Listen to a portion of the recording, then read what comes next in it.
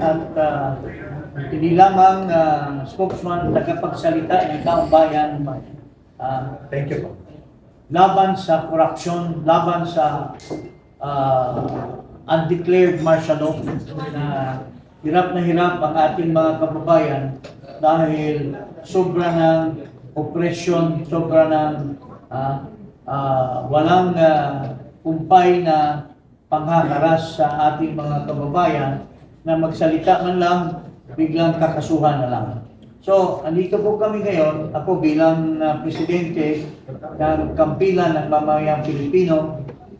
Kasama ko si Tapay, si Atty.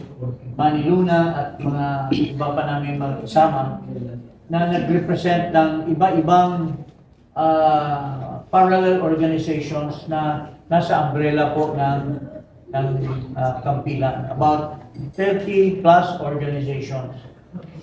At kami po ay ilang taon na, maybe since 2023, na nananawagan sa gobyerno na magreforma.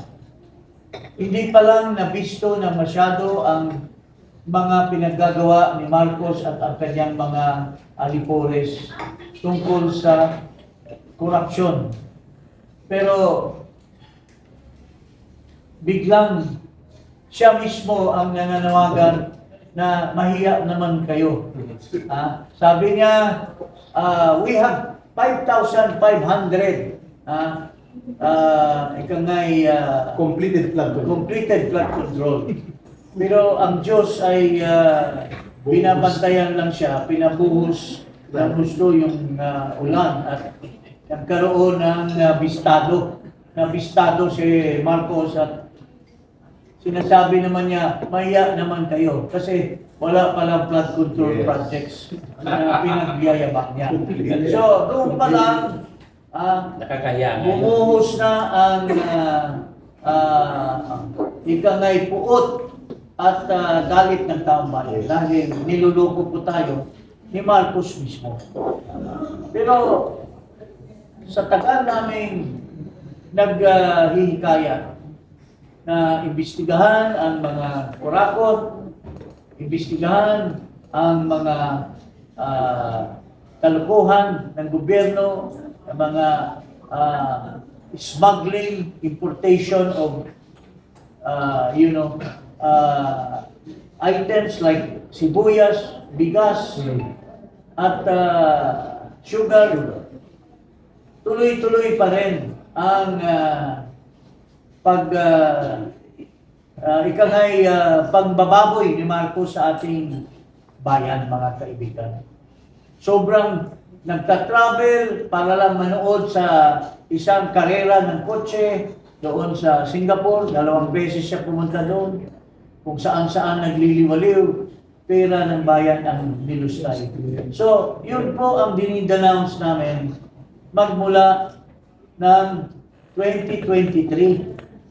Pero dahil sa watak-watak ang ating mga kababayan, iba-ibang organisasyon, iba-ibang, wala pong unifying leader. Yes. So kami po ay nananawagan kasi ang ating Vice President, tinitingala namin leader, nag-proclaim siya na tatakbo siya ng maging presidente sa susunod na halalan. Pero habang parating tayo doon sa 2028, umaapaw ang mga pasakit ni Marcos sa taong bayan. Parang lubog na. We are considering ourselves a failed state already. So, kailangan na po na ma-unify ang ating mga kababayan.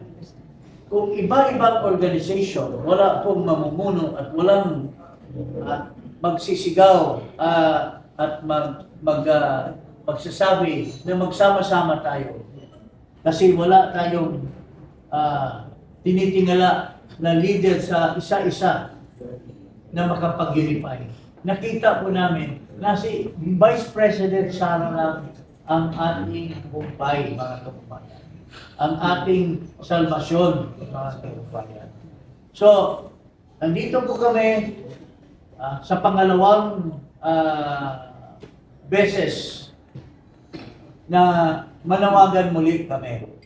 Although dininig ng ating Vice Presidente ang una nating panawagan, mukhang hindi niya masyadong nakuha yung puntos na sinasabi natin.